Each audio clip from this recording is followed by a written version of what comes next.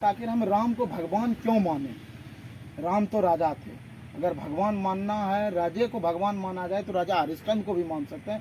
तो ऐसे भक्त के लिए आपका चले जाओ, कल तुम्हें हम मालिक बनाना है और कल कह दें बेटा तुम चले जाओ, जंगल चले जाओ, जंगल में तुम रहोगे और कुछ लेके नहीं जाओगे, केवल तुम कपड़े पहन के जाओगे।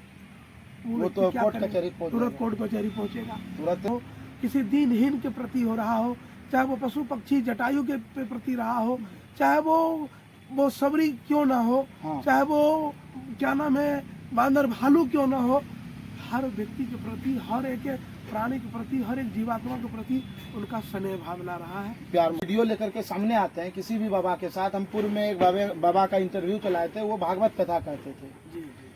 तो उसके कमेंट में आता था कि उस पे हम कुछ राम भगवान पे भी उनसे हम लिए थे, तो लोग राम को भगवान मानता है। उसमें एक भक्त ने लिखा था कमेंट में कि आखिर हम राम को भगवान क्यों माने? राम तो राजा थे। अगर भगवान मानना है, राजे को भगवान माना जाए तो राजा हरिश्चंद्र को भी मान सकते हैं। तो ऐसे भक्त के लिए आपका क्या संदेश रहेगा? देखिए, सबसे पहले तो भावना और दूसरी बात है कि हमारी अवस्था, हमारी आस्था। जब हमारी भावना परमात्मा के चरणों में नहीं है, हम भगवान नहीं मानते हैं। ठीक है, हम भगवान नहीं मानते हैं, राजा ही मानते हैं। मानव ही माने, राजा भी ना माने, राजा भी नहीं, मानव माने। एक मानव थे पहले, एक मानव तो माने, राजा और भगवान तो बात की बात है। सबसे पहले हम मानव मानते हैं उनको, क्योंकि उनका जो जीवन था एक आदर्शमयी जीवन था। उनका व्यवहार चाहे घर में हो, परिवार में हो, समाज में हो, किसी गरीब के साथ में रहा हो, किसी भक्त के साथ में रहा हो, किसी दीनहीन के प्रति हो रहा हो, चाहे वो पशु पक्षी जटायु के प्रति रहा हो, चाहे वो सबरी क्यों ना हो, चाहे वो क्या नाम है बांदर भालू क्यों ना हो, हर व्यक्ति के प्रति, हर एक प्राणी के प्रति, हर एक जीवात्मा के प्रति उनका स्नेह भावना रहा है, प्यार सद्भावना रहा है। वो कभी किसी को जो है मतलब कि दुर्भाव से नहीं देखे हैं। और इतना ही नहीं, घर परिवार में भी माता के साथ पिता के वचन को कैसे पालन करना चाहिए, घर परिवार का हित कैसे हो, अपना हित उन्होंने नहीं देखा है, परिवार का हित कैसे हो। और नहीं तो आज का बेटा होता और कहता कि बेटा तुम चले जाओ, कल तुम्हें हम मालिक बनाना है और कल कह दें बेटा तुम चले जाओ, जंगल चले जाओ, जंगल में तुम रहोगे और कुछ लेके नहीं जाओगे, केवल तुम कपड़े पहन के जाओगे।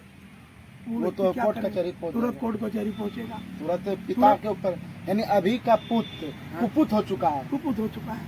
क्या